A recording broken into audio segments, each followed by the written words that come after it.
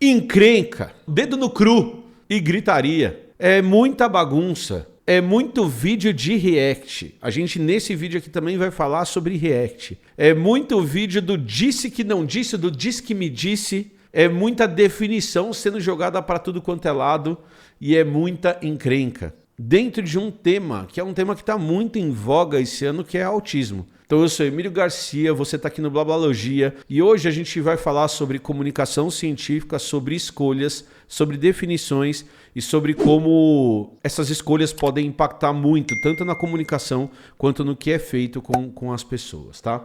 Então se você não sabe do que eu estou dizendo, há uma semana, 10 dias, da gravação desse vídeo, que é no dia 6/11 de 2025, um divulgador científico, um divulgador da área de tratamentos e de ciência da área de autismo, fez um react a esse vídeo que eu vou colocar aqui na tela para vocês. E isso gerou uma série de problemas dentre os comunicadores e dos públicos desses canais. Então, de que vídeo eu estou falando? Qual o vídeo que teve o react? Eu não vou colocar nem o vídeo, nem vou citar o nome da pessoa aqui, porque não vem ao caso, não o conheço para citá-lo e nem vou fazer react do vídeo dele, tá? Então, ele pegou esse vídeo aqui, que é um vídeo da Laura, do Nunca Vi um Cientista. Lembrando que, apesar de ser um vídeo da Laura, esse vídeo não é assinado só pela Laura, é assinado pela Ana e pela Laura. As duas são responsáveis pelo Nunca Vi um Cientista. E é um vídeo de um tema que a gente falou aqui no Blá Blá sobre Tilenol e autismo. Então ela pega as falas hiperpolêmicas e não baseadas em ciência do presidente Donald Trump e ela vai discutir essas falas não baseadas em ciência do Donald Trump. Então qual que era e qual foi o objetivo do vídeo da Laura? Foi pegar os artigos que discutem autismo, que discutem o efeito de drogas no autismo e foi discutir esses fatores, certo? Antes da gente começar a falar das críticas a esse vídeo propriamente ditas e tudo mais, a gente precisa falar sobre autismo. Então, o autismo é considerado uma neurodivergência, uma característica do cérebro que faz com que ele não seja normal, e aqui a gente vai discutir normalidade. Então, faz com que a pessoa enxergue e interaja com um mundo diferente do que a gente chamaria de normal do ponto de vista estatístico, do ponto de vista da média. E o que se sabe hoje, que a gente já discutiu aqui várias vezes no canal, é que o autismo tem uma base genética. Então a gente sabe que existem alguns genes que já são ligados e descritos ligados ao autismo e que, como toda e qualquer base genética, ele também tem uma influência do ambiente. Então a gente já tem alguns artigos discutindo alguns fatores durante o desenvolvimento na barriga da mãe vão determinar, inclusive, o que hoje é conhecido como os graus de autismo, né? Então a ciência tem mostrado cada vez mais, como tudo que a gente tem no nosso organismo, que você vai ter essa interação da genética com uma influência genética muito importante no caso do autismo em relação ao ambiente. E aí o Trump ele vai falar sobre Tilenol como um desses fatores, baseado num artigo que não tem grandes bases científicas, e vai colocar a culpa no Tilenol. E aí você tem toda uma disputa sociopolítica e econômica do porquê que o governo americano fez essa escolha, e fez a escolha de basear essa frase nesse artigo e não em todos os outros artigos que mostram que isso não é verdade, tá bom? Então a primeira coisa que a gente tem para falar em relação ao autismo e ao Tilenol é isso. A segunda coisa, e aí aqui a gente entra um pouco na discussão que aconteceu com o vídeo, é que tanto a Ana e a Laura quanto o autor do outro vídeo, eles concordam que isso não tem base. Eu acho que essa parte do Tilenol, ela é uma parte que não vale a pena a gente trazer nesse assunto de hoje. Mas teve uma crítica que foi feita ao vídeo da Laura, que acho que é a que mais me incomodou, e inclusive tiveram comentários no vídeo de gente falando que, apesar de gostar de mim, a minha abordagem em relação ao autismo é a mesma que a Laura coloca. E aí o que a gente coloca, o que eu e a Laura a gente coloca como definição, é que a gente faz uma opção, e aqui é a parte mais importante do vídeo de hoje, é uma opção mesmo. A gente faz uma opção de não classificar autismo como doença. Então a gente trata o autismo como uma variação natural do funcionamento do cérebro, certo? Então que o cérebro, ele funciona, o cérebro de uma pessoa que está no espectro, entende o mundo e funciona o mundo como e entende o mundo e interage com o mundo de uma maneira diferente, porque o cérebro funciona de uma maneira diferente. E fazendo um paralelo que a gente pode fazer aqui, a gente poderia, por exemplo, dizer que uma pessoa que é daltônica, ela enxerga o mundo literalmente de uma maneira diferente. E que ser daltônico não é uma doença, porque é uma condição que a pessoa tem, certo? Então a pessoa ela é daquele jeito, ela não tem uma doença, certo? E aí a gente pode olhar, pegar o que é doença e o que é saúde de acordo com a OMS. Então uma pessoa saudável é aquela pessoa que tem um estado completo de bem-estar físico, mental e social. E uma doença é o que te tira desse estado, certo? Só que tem uma coisa importante nessa definição de doença. É que, segundo a OMS, seria possível eu voltar para o estado de completo bem-estar físico, mental e social, porque doenças são tratáveis, tá? Então, a primeira coisa é uma escolha de definição. Não tratar autismo como doença é uma escolha que eu faço. Porque eu vou contar um segredo para todo mundo que está assistindo esse vídeo. Essas definições não existem na natureza. Isso é uma coisa que muita gente que não está nas ciências biológicas tem uma dificuldade, ou em qualquer ciência, tem uma dificuldade de entender. Autismo não existe. Autismo, ou o transtorno do espectro autista, é uma definição que nós criamos para enquadrar uma parte da sociedade que entende o mundo de uma maneira diferente do resto da sociedade. E é tão complicado essa história que a gente transformou num espectro. Essa caixinha é aberta. Então, até dizer... É claro que existem casos extremos que são mais fáceis de definir, mas até essas definições, elas só existem na nossa cabeça. Elas são escolhas que a gente faz, e essas escolhas que a gente faz são escolhas que vão determinar, e isso é muito importante, o curso da vida de outras pessoas. Então, a hora que a Laura faz a escolha, ela faz uma escolha baseada em tudo que ela leu, baseada em toda essa experiência que ela tem, baseado em todas as definições que ela leu. Ela não é uma escolha vazia, ela não é uma escolha no espaço. A hora que a Laura ela faz a escolha de não colocar o autismo como doença, e sim como uma variação esperada do funcionamento do cérebro das pessoas, o que ela está fazendo é tirando um pouco do estigma de doença do autismo. Por que para mim isso é importante? Porque daí a gente olha para essa condição que a pessoa tem e a gente começa a entender algumas coisas diferentes. E a primeira coisa que a gente tem que entender diferente é que a pessoa não tem nada quebrado. Ela é do jeito que é, certo? E isso é muito importante no tratamento que a gente dá para essas pessoas, no respeito que a gente dá para as pessoas, certo? Então esse é o primeiro ponto. A hora que eu pego uma pessoa que tem o transtorno do espectro autista, que se transforma em transtorno, e a gente já vai falar disso, quando essa condição que ela tem começa a atrapalhar a convivência social dela, o trabalho dela, a convivência com os amigos, os relacionamentos amorosos, então tem essa parte do transtorno, mas a hora que eu paro de chamar isso de doença e faço a opção de tratar isso como uma condição que a pessoa tem, esperada pela biologia, isso é o mais importante, esperada pela biologia, uma variação, é mais uma variação. Eu tiro esse peso de que eu tenho que tratar essa doença. Por quê? Porque a pessoa está fora do completo bem-estar físico, mental e social, eu tenho que trazer ela de volta. Mas eu não tenho como trazer ela de volta necessariamente. Esse é o primeiro ponto e talvez esse é o ponto mais importante da discussão. E uma coisa que é o complicado do vídeo do cara é que ele parte do princípio de que essa discussão que eu estou trazendo para vocês aqui não aconteceu na nossa cabeça. Ah não, vocês estão errados de partida.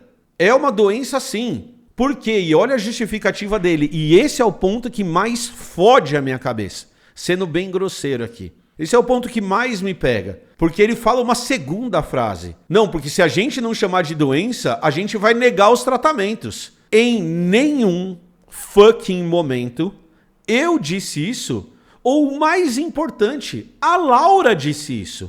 Em nenhum momento, a hora que a Laura começa a tratar a TEA como uma condição do indivíduo, uma variação natural daquilo que a gente espera na biologia, ela disse que as pessoas não podem procurar terapia, elas não podem tomar remédios, elas não podem procurar coisas que vão pegar os sintomas daquela condição que ela tem e tratar aqueles sintomas. O transtorno de ansiedade é uma característica do cérebro daquela pessoa, por exemplo. Então, existem mecanismos que ela pode usar para se encaixar melhor na sociedade e diminuir os efeitos do transtorno de ansiedade, por exemplo? Claro que existem. Do mesmo jeito que existe o óculos para o daltônico enxergar as cores que ele não enxerga. Mas ele não vai deixar de ser daltônico. Ele não vai deixar de ser autista. Ele não vai deixar de ter o transtorno de ansiedade. Não vai. A única coisa que faz é que a hora que eu começo a tratar essa pessoa como doente, eu coloco ela numa categoria de pessoa que tem que ser tratada, tem que ser encaixada, tem que ser tudo. Então, para mim, isso é o mais bizarro. Por quê? Porque parte-se do princípio de que a hora que eu deixo de entender algo como doença, ou a hora que a Laura, no caso, define algo como uma não doença, então não é doença estar no espectro autista, não é uma doença, é uma condição que a pessoa tem, uma característica que ela tem, o cérebro dela enxerga o ambiente de uma maneira diferente. Eu começo a falar, então tá bom, então o que eu preciso fazer, já que eu quero ser um ser humano melhor, é tentar entender o que eu posso fazer para essa pessoa para ela ter uma vida plena. E olha uma coisa mó legal que eu vou dizer para vocês, tá? Isso é uma coisa muito importante. O que é uma vida plena não cabe a mim dizer. Um dos meus melhores amigos,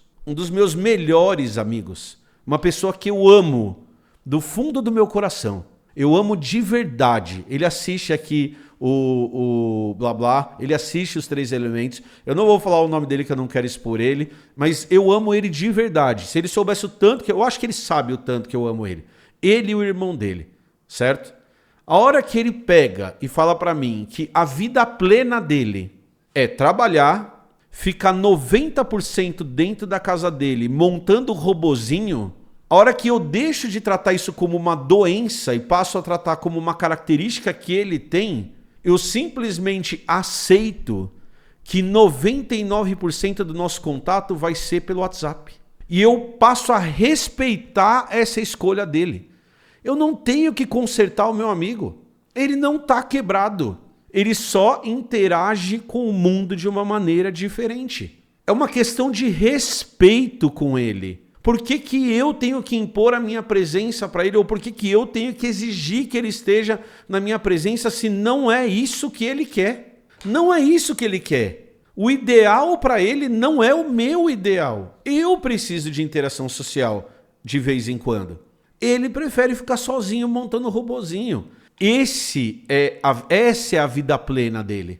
Então, se eu entendo isso, se eu respeito isso, ele pode fazer as escolhas dele. Ele tem a capacidade de fazer as escolhas dele. Se ele precisa de ajuda, ele tem que ter ajuda. Ele tem que ter o tratamento.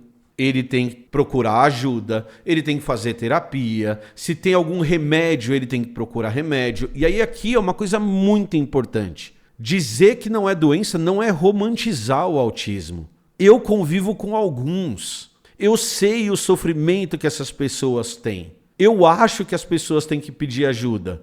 Em nenhum momento, isso é o mais importante, em nenhum momento foi dito pela Laura, em 0 momentos foi dito pela Laura, que a gente tem que falar assim, então tá bom, autistas são pessoas especiais, bonitinhas, lindas, que são uma variação natural, então a gente tem que deixá-las ali no cantinho delas sendo o que elas são. Quem disse isso? Quem disse isso? Que pessoa disse isso? Então por que parte-se do princípio de que a gente disse isso só porque a gente não está tratando algo como uma doença? Porque não é uma doença. É uma variação normal do cérebro. Aí é o problema. O problema é o conceito de normal. E é aqui a gente está indo para o final do vídeo. O problema é que quando a gente fala de doença, a gente abandona o normal estatístico e passa para o normal social e ético. Então aqui a gente cai no grande problema de falha de comunicação entre ciência e sociedade. O que é normal? Quem é normal? Quem define o que é normal? Onde está a linha que diz que o meu comportamento estranho é diferente do comportamento estranho de outra pessoa? O que é normal? Essa definição para a biologia não existe há muito tempo. Do normal ser, não, entre tal e tal altura, porque qualquer coisa, qualquer pessoa com pênis que tenha menos de 1,65 m não é normal. Ou qualquer pessoa que tenha mais de 1,90 m não é normal. De que normal que vocês estão falando? Esse normal é social. Esse normal é mais uma construção social que está se fazendo. Então tá. Então a pessoa não é normal porque ela gosta de ficar chacoalhando o corpo para frente e para trás. Ela não é normal. Do que vocês estão falando, gente? Que normal é esse? Onde está o normal? Eu acho que a hora que a gente faz essas escolhas, a gente está escolhendo como a gente vai lidar com um amiguinho. E a gente também tem que tomar cuidado, é que eu não estou fazendo acusação a ninguém. Mas muitas vezes, a hora que eu defino alguma coisa como nefasto, ruim, doente, eu ofereço, sabe o quê? A cura. E aí o bicho pega. Cura para o quê, cara pálida? Cura do quê? Qual é a cura? Qual que é a doença? E qual que é a cura que se oferece? Funciona? Tem base científica? A pessoa deixa de ser autista? Ela sai do espectro? Ela sai. Se eu fizer tal procedimento, ela vai sair do espectro? Ela vai virar uma pessoa normal? Do que a gente está falando? Certo? De que normalidade a gente está falando? O que a gente está vendendo a hora que a gente vende essa ideia de cura? E o que é normal, mais uma vez? Então, a gente pode pegar os exemplos aqui. Uma pessoa com suporte 3, TEA de suporte 3, ela é normal? Do que a gente está falando? Que normalidade é essa? E aí eu posso dar um exemplo. Outro dia eu vi uma pessoa, uma criança, que ela é autista de suporte 3. E aí foi muito legal porque essa criança autista, e aqui eu não estou dizendo que estar no espectro é fácil. Eu não estou romantizando o espectro. Eu não estou dizendo que ter uma criança no espectro em casa ou um adulto no espectro em casa é fácil. Eu não estou falando que lidar com essa variação é simples. Em nenhum momento eu estou dizendo isso, tá? Tá bom? Então eu não estou dizendo isso, beleza? Então tinha lá uma criança, nível 3 de suporte. O pai fez uma tatuagem com o alfabeto no braço e a criança digitava no braço do pai o que ela queria. A tatuagem resolveu o problema de comunicação da criança de nível de suporte, certo? E aqui eu vou pegar o último comentário para colocar nesse vídeo. Normal é a média do comportamento esperado. Esperado por quem? Onde? Na Finlândia ou no Brasil? Na China ou na Noruega? Nos Estados Unidos ou no Japão? Na Índia ou na Rússia? Em São Paulo ou em Santa Catarina? Em 2025 ou em 1980? Em 1625 ou no século II? Que normal é esse? De quando você está falando? Da época em que pessoas eram escravizadas ou da época que mulheres não podiam usar calças? Qual que é a normalidade que existe? Ou até esse normal é variável com o passar do tempo? Então o que é normal? De que normal a gente está falando? De qual normal a gente está falando? E por que a gente não pode, já que é um conceito construído, construir outros normais? Tá bom? Beleza? Era isso que eu tinha para falar no vídeo de hoje. Eu espero que vocês tenham gostado. Eu sou fã do Nunca Vi um Cientista. Eu gosto muito da Ana e da Laura. Eu acho que elas têm um cuidado para fazer o conteúdo delas que é incrível. E eu acho que a gente tem que ter consciência de que as definições são escolhas que a gente faz. E que as escolhas elas têm significado sim e vão ter efeito na vida das pessoas. Tá bom? Era isso que eu tinha para falar para vocês. Um beijo, falou, valeu e tchau.